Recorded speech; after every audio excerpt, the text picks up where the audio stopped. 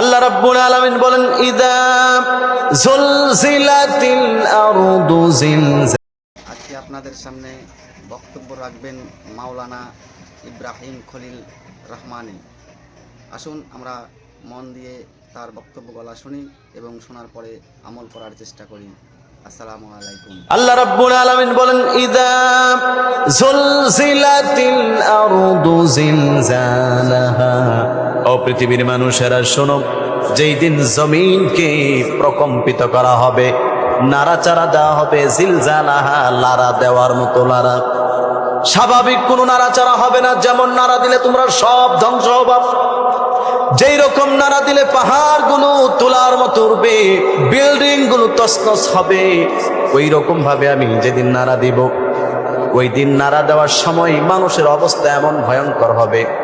আল্লাহ রাব্বুল আলামিন কোরআনুল কারীমের আরেক জায়গায় ওইটাকে আরো বিস্তারিত ভাবে বলেছেন।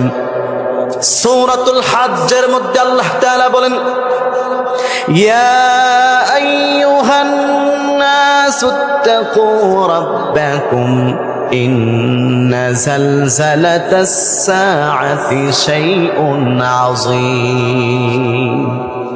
এই পৃথিবীর মায়েরা যখন সন্তান ভূমিষ্ঠ হয়, ব্যথায় যন্ত্রণায় শরীর একেবারে দুর্বল হয়ে যায়, একেবারে শরীর ভেঙে পড়ে।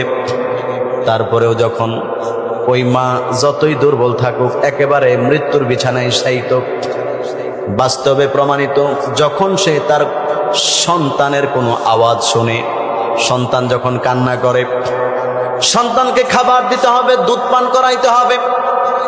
ওই সন্তানকে দুধ পান করানোর জন্য মা পাগল পারা হয়ে যায়। মা দুনিয়ার সব কষ্ট সব কিছু ভুলে যায়, আশেপাশের লোকদেরকে বলে, আমার সন্তানটাকে আমার কাছে এনে দাও, যেন আমি তাকে একটু দুধ পান করায় শান্ত করতে পারি, আমার বুকের মধ্যে রেখে যেন আমার সন্তানকে আমি শান্ত করায় দিতে পারি।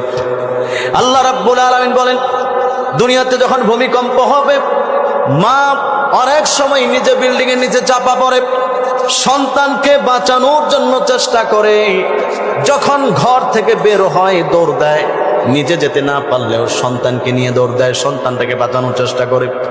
কিন্তু আল্লাহ তাআলা বলেন, ও পৃথিবীর মানুষেরা, সূরা হজ্জের মধ্যে তোমার রবকে ভয় করো, কারণ হচ্ছে নিশ্চয়ই কিয়ামতের দিনের ভূমিকম্পটা মারাত্মক হবে। কতটুকু মারাত্মক হবে জানো?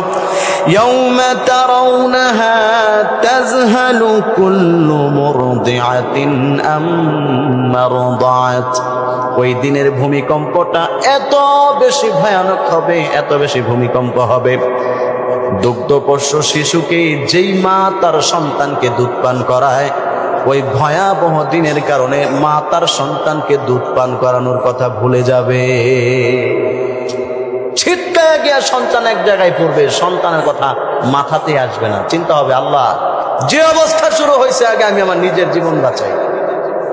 এমন ভয়াবহ ভূমিকম্প হবে, এমন ভয়াবহ জালজালা হবে যে তোমরা তাকায়া দেখবে। আল্লাহ বলেন, ইয়াউমা তারাউনাহা তাযহালু কুল্লু মুরদিআতিন আম্মা রাদাআত।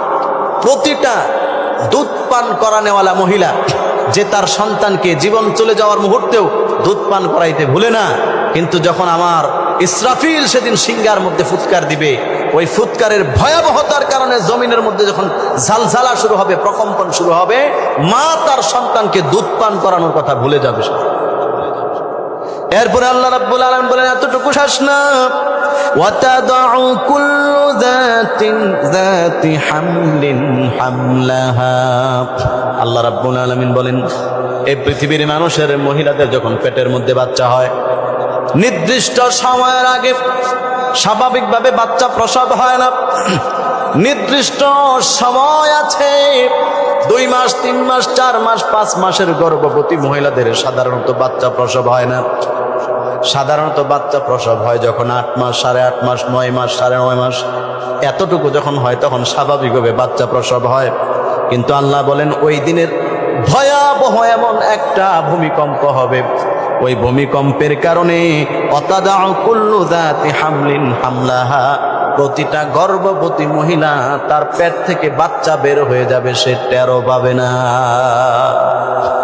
অতাদাউ কুল্লু যাতি হামলিন হামলাহা, প্রতিটা গর্ভবতী মহিলা, এখনো তার বাচ্চা হওয়ার সময় হয় নাই, কিন্তু ওই দিনের তীব্রতা এবং ভয়াবহ অবস্থাটা এমন হবে যে 2 মাসের গর্ভবতী মহিলা, তার পেট থেকে নারী ভুঁড়ি বাচ্চা সব তার পেট থেকে বের হয়ে যাবে, কিন্তু সে টেরও পাবে না, বলতেও পারবে না সে। প্রত্যেকটা গর্ভবতী মহিলার এমন অবস্থা হবে। আল্লাহ তাআলা এটা ব্যাখ্যা করছেন সূরা হজের মধ্যে। এই সূরার ব্যাখ্যা, ইযা যুলজিলাতিল আরদু জিলজালাহা, যেই দিন জমিনকে নাড়া দেওয়া হবে, জিলজালাহা এমন জোরে নাড়া দেওয়া হবে, নাড়া দেওয়ার মতো, যতটুকু নাড়া দিলে পৃথিবীর কোনো কিছু আর বাকি থাকে না।